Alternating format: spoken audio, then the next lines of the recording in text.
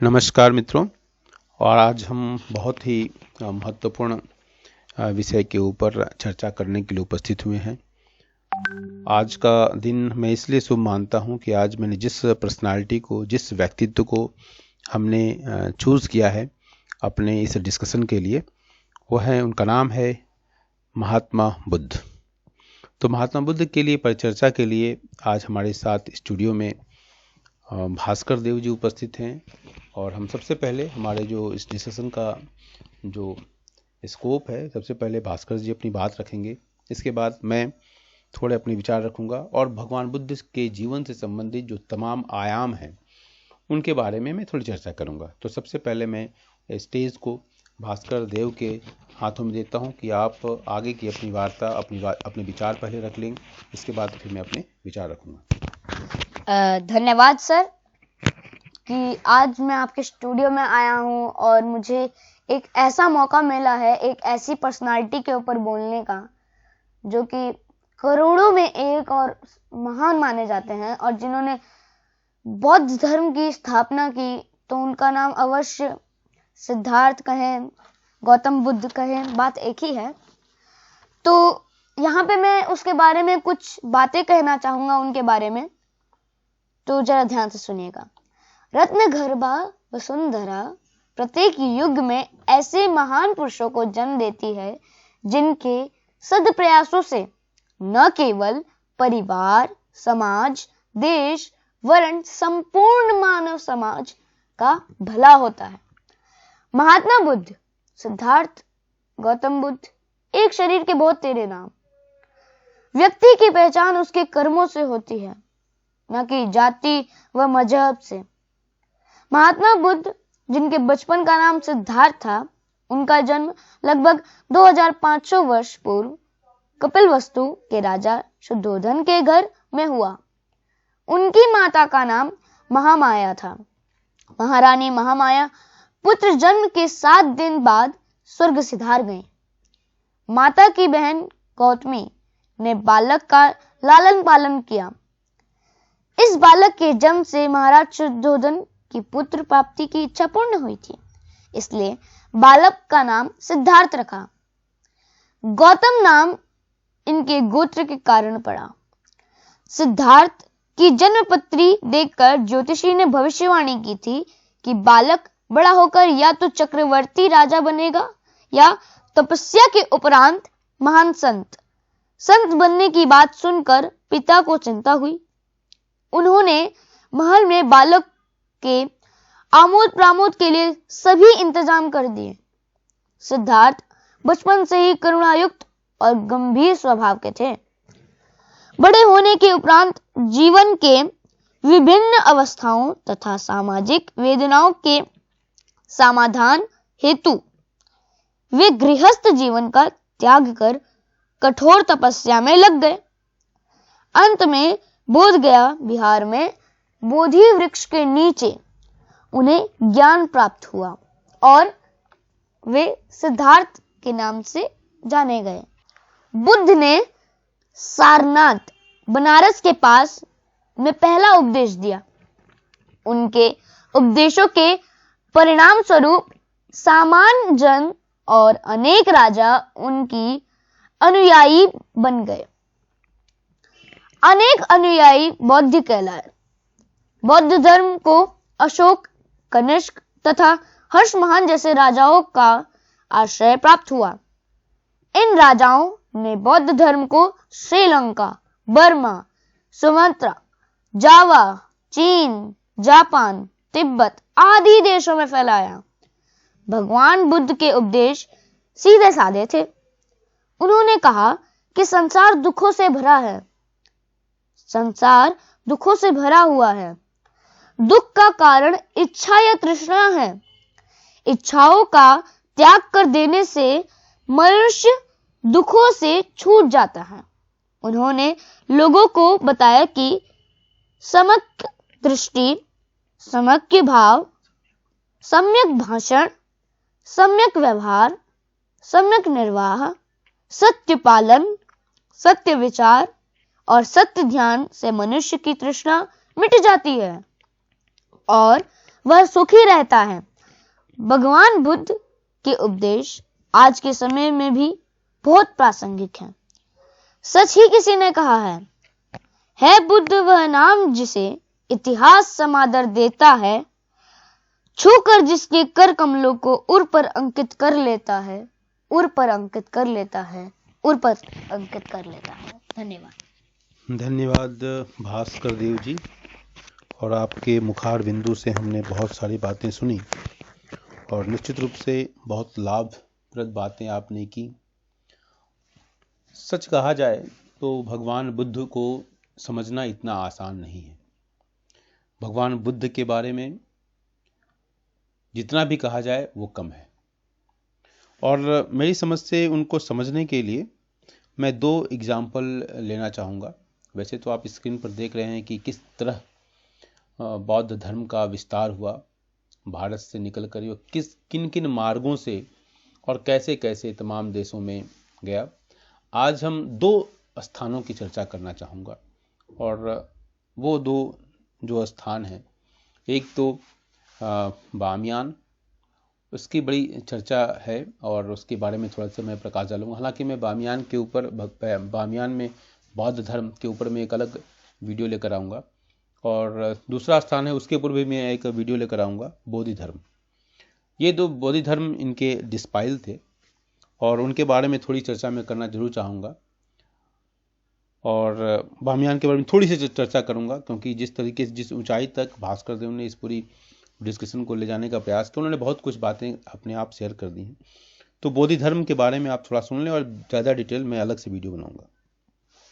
तो बोधि धर्म एक महान भारतीय बौद्ध भिक्षु है, और ये बहुत ही बड़ी विलक्षण प्रतिभा के योगी थे, और 520 और 526 ईस्वी में ये चीन जाते हैं और वहाँ ध्यान संप्रदाय, मतलब जिसको जैन बौद्ध धर्म का कहा जाता है, का इन्होंने निर्माण किया, प्रवर्तन किया। ये दक्षिण भारत के जो एक बहुत प्रमुख शहर जो है कांचीपुरम, आपने कांचीपुरम साड़ियों का नाम सुना है, कांचीपुरम साड़ियाँ बड़ी फेमस होती हैं। तो कांचीपुरम के जो राजा थे सुगंध, उनके 3रे नंबर के पुत्र थे, और उस समय भारत का जो वैभव था पूरे विश्व में जाना जाता था। चोल संप्रदाय का तो आपने नाम सुना है, और इसका विस्तार दक्षिण पूर्व एशिया की तरफ बहुत बड़ा विस्तार था। तो इन्होंने अपनी चीन यात्रा समुद्र मार्ग से की थी और वहाँ चीन में पहुँचे थे, और ये कैप्टन, वहाँ पर एक कैंटन बंदरगाह है, तो वहाँ पर ये पहुँच गए, और इसके बाद तब उन्होंने वहाँ पर इनके जो उत्तराधिकारी बने वो ह्यूके, इसको अंग्रेजी में कहते हैं HUIKE, ह्यूके बने, और यहाँ पर इन्होंने अपना प्रवर्तन किया। और इसके बाद की जो कहानी है, इस पर एक फिल्म भी बनी है। तो ये बहुत ही धनवान प्रतिभा के थे, और इनका जो इन्होंने एक शाओलिन जो परंपरा है, वहाँ पर टेम्पल है, वहाँ पर इन्होंने इसका एक टेम्पल का भी निर्माण इन्होंने किया था। तो इसके बाद हम आते हैं बामियान के बारे में, क्योंकि मैंने बताया कि हम इसके ऊपर एक पूरी बौद्ध धर्मन के ऊपर एक दूसरा वीडियो बनाएंगे, क्योंकि जो उस फिल्म में मैंने जो देखा और उसके जो समझ मुझे मिली, तो उससे मैं बहुत प्रभावित हुआ। तो हम आज थोड़ा सा बामियान के बारे में बात करेंगे। बामियान अफ़गानिस्तान में स्थित है, और बामियान के जो बुद्ध 4वीं और 5वीं शताब्दी में ये यहाँ पर मूर्ति बनी थी। बुद्ध के यहाँ 2 बड़ी विशेष मूर्तियाँ थीं, 2 खड़ी मूर्तियाँ थीं जो अफ़गानिस्तान के बामियान में स्थित थीं, और काबुल से ये उत्तर पश्चिम दिशा में 230 किलोमीटर, लगभग 140 मील कहा जाए, और 2500 मीटर अर्थात 8200 फीट की ऊंचाई पर ये बनी थी। छोटी मूर्ति का जो निर्माण हुआ था 507 में, और बड़ी मूर्ति 554, मतलब 507 और 554 में बड़ी मूर्ति का निर्माण हुआ था। और क्रमशः ये लगभग कितनी मीटर ऊंची थी, 35 मीटर्स, और जिसको हम कह लें तो आज की भाषा में 115 फीट, और 53 मीटर 174 या 174 फीट की ऊंचाई पर ही थी। और ये यूनेस्को की जो विश्व धरोहर का जो स्थल है उसमें इसका नाम आता है, ठीक है। तो लेकिन मार्च 2001 में घटना घटी। वहाँ पर जो अफ़गानिस्तान में जो इस्लामिक जहादी जो संगठन थे तालिबान, उसके नेता मुल्ला थे। तो मुल्ला मोहम्मद उमर ने यहाँ पर इसको डायनामाइट से उड़ाने का आदेश दे दिया। अब ये मतलब भगवान बुद्ध कहाँ शांति के उपासक, शांति के प्रवर्तक, और वहाँ पर भगवान बुद्ध की मूर्ति ने किसी का क्या बिगाड़ा था। लेकिन उसको अब तालिबानी सोच, जिहादी सोच, तो उसने मोहम्मद उमर ने डायनामाइट उड़ाने का आदेश दिया। कुछ हफ्तों के बाद जो है यहाँ पर बहुत सारे दौरे हुए, बहुत सारे लोगों ने इसको रोकने का प्रयास किया, बहुत सारे गवर्नमेंट ने, जापान गवर्नमेंट का मुझे याद है, मैं जब उसमें रेडियो सुन रहा था और इसलिए मेरे दिमाग में एक घटना बिल्कुल बैठ गई। तो उसमें रेडियो सुन रहा था और मैं जापान की सरकार ने बहुत प्रयास किया, रोकने का प्रयास किया गया, लेकिन खैर तालिबानी से तोप से लगाकर इन्होंने उसको उड़ा दिया था। तो इसका जो ऐतिहासिक रूप से अगर देखा जाए तो बामियान एक बहुत ही संपन्न शहर हुआ करता था, रेशम मार्ग पर स्थित था, सिल्क रूट पर स्थित हुआ करता था और वहाँ पर बहुत सारे बौद्ध भिक्षु, बौद्ध विहार, कला संस्कृति के रूप में वो बहुत फेमस था और यहाँ पर भित्ति चित्रों के रूप में भी जो है बहुत सारी चीज़ें, आर्ट वहाँ देखने को मिलती थी। लेकिन ये इसके साथ समय बदला और दूसरी शताब्दी में एक बौद्ध धार्मिक स्थल के रूप में जो इसका विकास हुआ था। 7वीं शताब्दी के उत्तरार्ध में यहाँ पर इस्लामिक आक्रमण होता है और जब तक 9वीं शताब्दी में जब तक ये सफारी वहाँ राजवंश ने पूरी तरह कब्जा नहीं किया, तब तक बामियान में एक साझा संस्कृति, मतलब गांधार की जो संस्कृति थी, जो गांधारी वहीं की थी, महाभारत में गांधारी की चर्चा होती है, तो एक साझा संस्कृति जो है इंक्लूसिव सोसाइटी के रूप में वो विकसित रहा। फिर बामियान में जो इसकी जो चर्चा है बुद्धों की, तो वहाँ पर फ्रेंच ने भी बात की, फ्रेंच इतिहासकार जब उन्होंने बात की, फ्रांस के इतिहासकारों ने, चीनी इतिहासकारों ने, अफगान और ब्रिटिश खोजकर्ताओं ने भी यहाँ के तीर्थयात्रियों की कहानियाँ वगैरह पर, यहाँ पर हुएन सांग ने भी यहाँ विजिट किया था। और मुगल जो शासक थे औरंगजेब, जिसके एनसीईआरटी की किताब में चर्चा होती है, तो मुगल शासक औरंगजेब और जो फारसी शासक नादिर शाह, जिसने यहाँ से कोहिनूर डायमंड यहाँ से लूट कर ले गया था, तो औरंगजेब और फारसी शासक नादिर शाह ने इन मूर्तियों पर हमला किया था और उन्हें क्षतिग्रस्त कर दिया था। और कहा जाता है कि वर्णित है ये कि बड़ी बुद्ध मूर्ति का पैर तोड़ने के लिए औरंगजेब बहुत विख्यात था, कि इसने कुख्यात था, विख्यात तो नहीं कहा सकता, विख्यात सही सेंस में लिया जाता है, तो कुख्यात था कि इसने वहाँ पर उसने तोड़ा था। तो देखिए इसके बारे में तो मैंने कहा था कि प्रॉमिस किया था कि इसके बारे में मैं चित्र के साथ एक वीडियो बनाऊंगा, लेकिन आज का जो डिस्कशन था भगवान बुद्ध के बारे में, तो भास्कर देव ने बहुत अच्छी शुरुआत की। इसके बाद मैंने आपको बुद्ध धर्म के बारे में बताया कि किस तरह से एक बौद्ध भिक्षु एक कराटे मास्टर, कराटे की स्कूल की स्थापना कर देता है और बामियान के बुद्ध की जो मूर्ति थी उसका जो पतन हुआ वो मेरे दिलो दिमाग पर बहुत गंभीर प्रभाव दिया था, इसलिए मैंने उसकी थोड़ी सी चर्चा की। हम आगे इसी तरह किसी विषय को लेंगे और तब तक के लिए हम आपसे विदा लेते हैं। और लेकिन जाते जाते मैं आपकी स्क्रीन पर एक चित्र जो दिखाई देता है वो चित्र बड़ा ही मार्मिक है।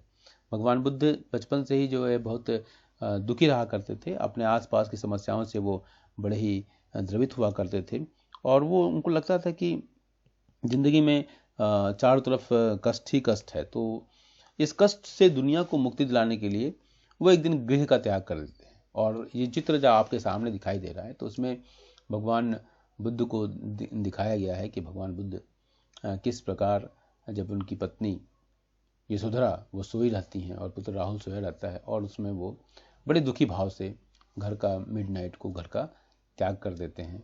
और इस पर मैथिली शरणगुप्त ने बहुत लंबा चौड़ा लिखा है, यशोधरा के व्यथा को भी लिखा है कि क्या आप वहाँ जाते, मुझे छोड़ कर जाते तो मैं आपको मना करती, आप अच्छी जगह जा रहे हैं, अच्छी चीज़ों के लिए आप जा रहे हैं, मैं मना नहीं करती, लेकिन चुपचाप इस तरह चोरी से चला जाना क्या ये उचित था?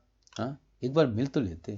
तो ये बड़े ही इनकी यशोधरा के दर्द को मैथिली शरणगुप्त ने अपनी कविताओं के माध्यम से उसको वर्णित किया है। चलिए, तो आज की इस वीडियो में मुझे अच्छा लगा कि मेरे साथ स्टूडियो में भास्कर देव भी आए थे और मुझे आपको अच्छा लगेगा तो ज़रूर कमेंट कीजिएगा। धन्यवाद।